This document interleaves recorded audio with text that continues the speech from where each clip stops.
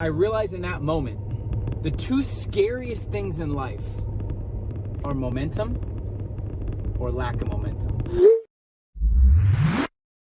I'll never forget this experience because it shaped how I view business. It's 2009. I've been struggling for a year trying to get my business off the ground. I've been working 70, 80 hours, and of course, I'm asking for help. When I ask society for help, all they tell me is work harder. You'll never get your problem solved asking the majority for anything. I realized that quickly.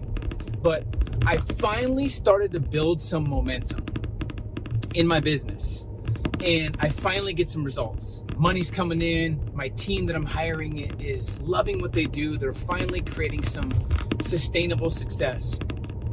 And because I did not have the right mentorship, because I did not understand business, I got full of myself. I got cocky and was thinking, I'm the CEO. I could do what I want. I'm the boss.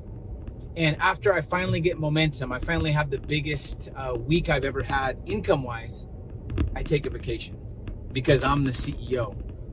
And I see this mistake happening a lot.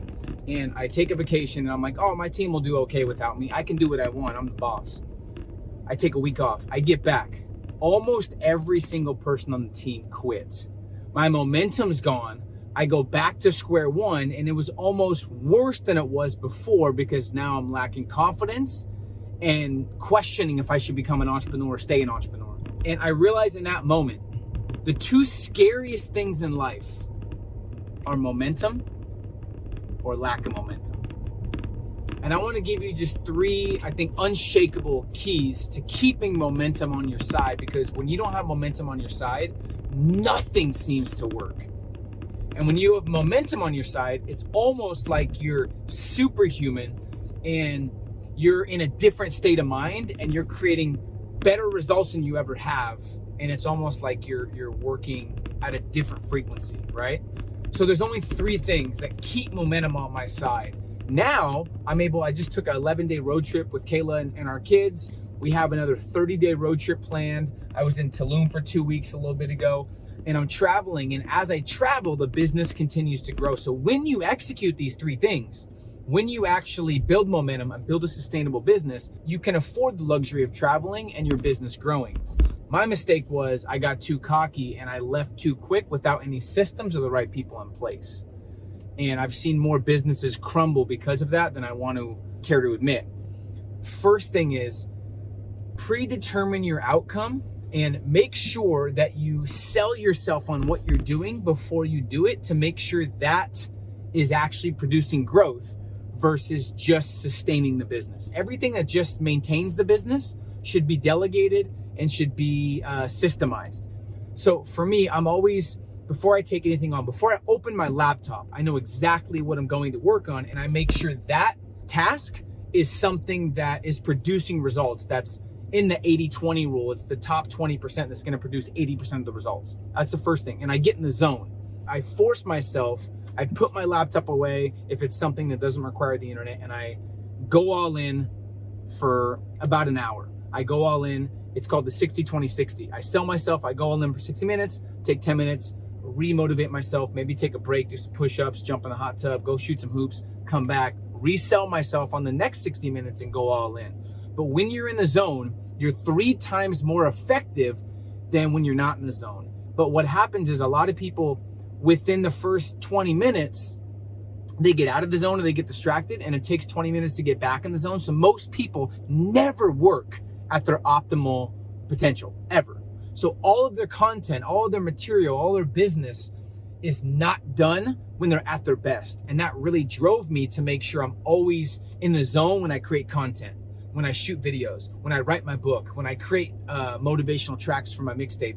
I want to be in the zone. So make sure you're in the zone before you do work. You're way more effective. Number 2, systemize your growth. Put things in your schedule purposely that maintain your success regardless of how you feel. If your business is ran on feelings, that's a business soon gone. I have 5x5, 5 minutes in the morning, 5 minutes in the evening. I review my day. I walk through my perfect day. I visualize and I ask how my day was at the end, and then I plan a little bit of my next day. Once a week for an hour on Sunday, I have my weekly master plan where I plan my week. I invest my previous experience into my future success. and I make sure that I ask myself what I'm committed to, what my big goals are, what I'm grateful for the week. Once a month for 2 hours, I review my month, and for every 90 days, I do a couple things that are already in my schedule, and then quarters, I review the quarter, and then of course, I do a yearly planning session. So this solidifies and almost guarantees my growth because it's systemized. So whether I feel like it or not, I'm doing my weekly master plan. Whether I feel like it or not, I'm doing my monthly review.